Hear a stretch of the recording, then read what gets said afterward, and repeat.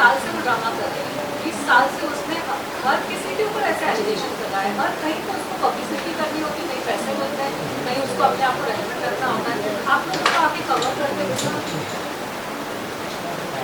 आप लोग उसको आके कवर करते हो, फिर उसकी वीडियोस आप डालते हो, पब्लिक उसको कंज्यूम करती है।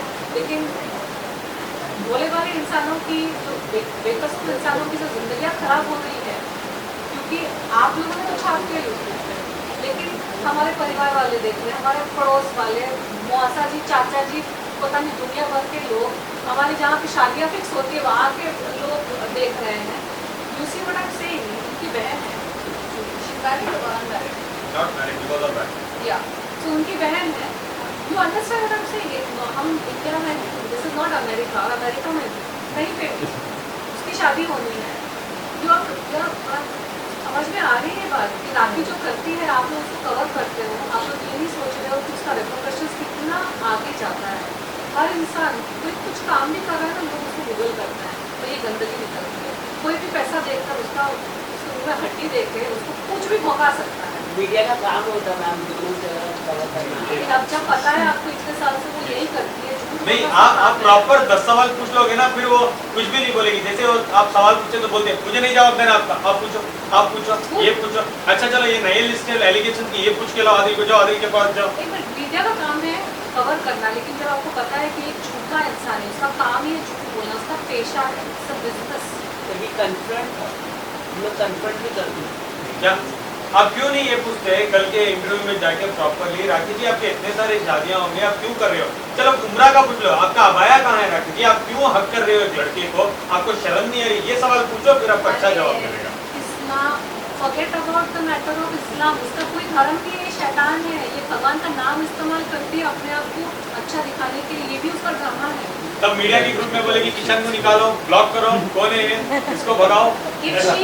If she doesn't do drama, उसे मीडिया कैसे कवर करेगी? ठीक है, उसका कोई फाउंडेशन ही नहीं है, उसका कुछ काम है कवर करने के लिए, यही तो करेगी ना, लोगों का एलिगेशन डालना, धर्म को लेकर ड्रामा करना, तब मीडिया कवर करेगी। ओके, एक और बात, लास्ट क्वेश्चन है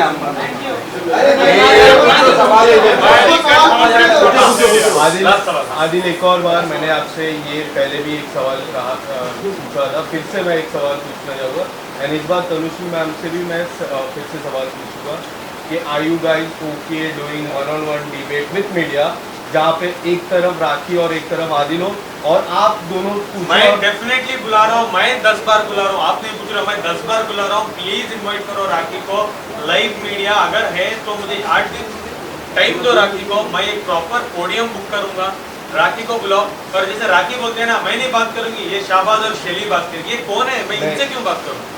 अगर राखी आती well and good, live media को बुलाएंगे, सबको इन्वाइट करेंगे। मेरे 5 सवाल होंगे राखी से, राखी को मैं सबसे पहले 1-2 घंटे दूंगा, उनको जो जो एलिगेशन है 5 सवाल में राखी से पूछूंगा, और राखी उसका जवाब नहीं दे पाएगी। I am ready for it, मैं चाहता हूँ ये हो, और एक बार में एक चीज खत्म हो जाए, उसके बाद कोर्ट कचहरी में रहे, तो ये खत्म हो जाए।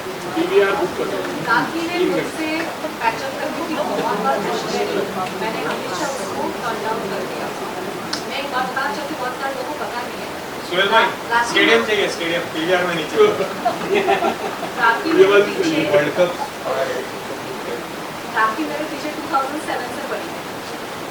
2007 में मैंने एक शो किया था कहीं पे न्यूयॉर्क में, हम लोग थे, वो वहाँ भी मेरे से बार बार आके बात करने की कोशिश कर रही थी। हम लोग वीज़ा के लिए गए, पीछे पीछे आके बात कर रही है। हम लोग न्यूयॉर्क पहुँचे, एक तो एयरपोर्ट से गाड़ी लेके निकल गई, हम दो और भी हमको वेट करना पड़ता है 1 घंटा एयरपोर्ट में। होटल रूम पहुँचे, सबसे पहले राखी सावंत का फोन आ गया, क्या कर रही हो, मैं भी आऊँ क्या? बोले इतना क्यों मुझे मतलब पीछे पड़ी है, मुझे नहीं करनी इसके साथ दोस्ती। मैंने उसको तब टर्न डाउन किया। एयरपोर्ट पे जब मिले थे, उसको मेरे पास ही आके बाजू में बैठ के बात करना है, मेरे को उस वक्त को कन्वर्ट करने की कोशिश करेंगे, खैर उसका वो मुद्दा में नहीं उठा रही।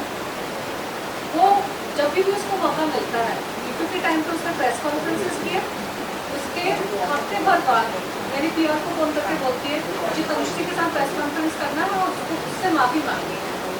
मैंने बोला हफ्ते भर पहले तुमने 5 वीडियोस बनाए ऐसे गंदे गंदे, और 2 हफ्ते बाद जब आप कोई इंटरव्यू ले नहीं रहा है उसका, सबको उसने कचरा कर ही दिया था। फिर उसको मेरे साथ प्रेस कॉन्फ्रेंस करना था जिसमें वो मुझसे माफ़ी मांगेगी। मैंने बोला उसको अगर माफ़ी मांगनी है ना उसको बोला अपने आप माफ़ी, इतने सारे प्रेस को बुला के उसने इतना गंद बचाया तो प्रेस को बुला के माफ़ी मांग लो। तो माफ़ी मांगी उसने, लेकिन इंस्टाग्राम की वीडियो पर प्रेस को बुला कर। मतलब आप ढिंडोरा पीट के किसी को कुछ भी अनशन बोल दोगे और माफ़ी मांगोगे बंद कमरे में छोटे से इंस्टाग्राम के थ्रू, और जो लोग उसको माफ़ करते हैं सबसे बड़े बेवकूफ़ तो वही है, क्योंकि आपको ध्यान रखना चाहिए कि उन्होंने ढिंडोरा पीट के मैं वो बेवकूफ नहीं हुआ। तनुश्री जी, अगर फिर से वो माफी मांगती है आपसे और कुछ प्रेस कॉन्फ्रेंस करती तो आप माफ कर देंगे। शर्लिन भी इसी तरह के देखो वो अलग मामला है। नहीं, देखो शर्लिन भी आई थी इस तरह का प्रेस कॉन्फ्रेंस, बाद में उनका नेगलेक्ट मीटिंग हुआ और काफी लोग आदिल जी के पास आते हैं। माफ़ी और आदिल को धोखा दिया। माफ़ी इंसान को मिलती है, शैतान को नहीं मिलती है। उसने 2018 में माफ़ी मांगी, उसके बाद वापस आदिल के साथ और राशि के साथ वही किया ना उसने। तो ऐसे इंसान को माफ़ नहीं करना चाहिए, क्योंकि आप उनको माफ़ करना चाहिए तो शैतान लगा है। ओके चलो मेरे मॉब डैड को भी जो शुगर और बीपी है मेरे जेल जाने के बाद तो राकेश सावंत की वजह से यही है। इनके पेरेंट्स को जो हेल्थ इश्यूज है, मेरे पेरेंट्स को जो हेल्थ इश्यूज है, राखी को कौन है सर्टिफिकेट देता है कि फैमिली के साथ खिलवाड़ करते हैं।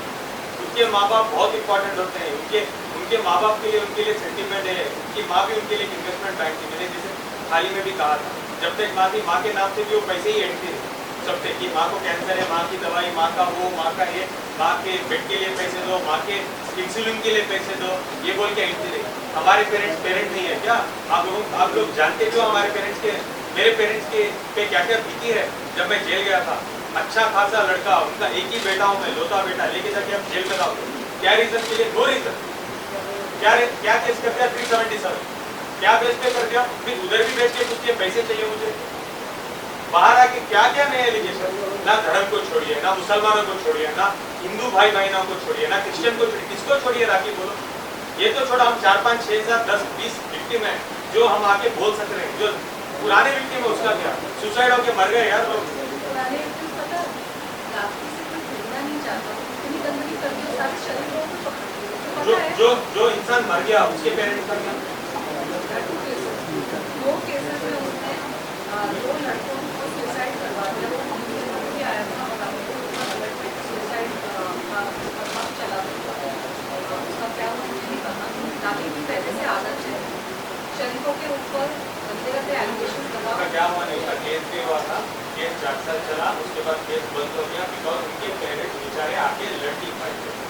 ये गंदगी करती है बिकॉज ऐसे गुंडे मवाले बेटा खोने के बाद ना सबकी हिम्मत नहीं होती नॉर्मल इंसान की कि आगे वो लड़े। 4 साल केस चला, उसके बाद केस बंद हो गया बिकॉज कोई केस को नहीं लड़ा। क्योंकि आपके ऑलरेडी आपके तो पूरा जिगर टूटा हुआ है, बेटा को दिया, उसके बाद आप इससे लड़ोगे और इसके तो सारे इसी टाइप के लोगों के साथ ताल्लुकात हैं।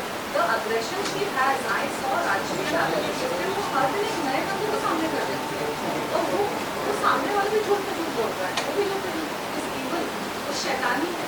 इसीलिए उसने इतने धर्म चेंज किए, लेकिन उसका बदलाव इसलिए भी आया कि आप इंसान में बदलाव ला सकते हो, शैतान में बदलाव कभी नहीं आता। और इंसान की माफ़ी मिलती है भगवान से, गलतियों की माफ़ी मिलती है, शैतानियत की माफ़ी मिलती है। ये जो राखी सावंत करती है ना, इसको पुराने बहुत रस्म है।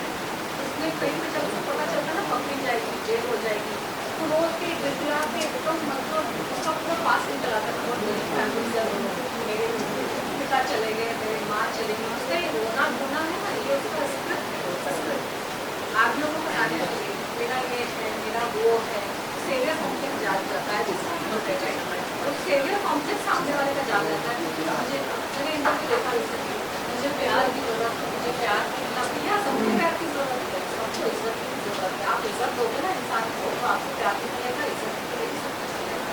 आज इसके राखी सावंत की फर्नीचर हालत है ना, इसका दायित्व इसके ऊपर ही, she is responsible for where she is. उसने जिंदगी भर लोगों का इस्तेमाल किया, जिंदगी भर लोगों को बेइज्जत किया, जिंदगी भर लोगों को रोड पे ला कर उसने लोगों की इज्जत की नीलामी करी, बिना मतलब बिना किसी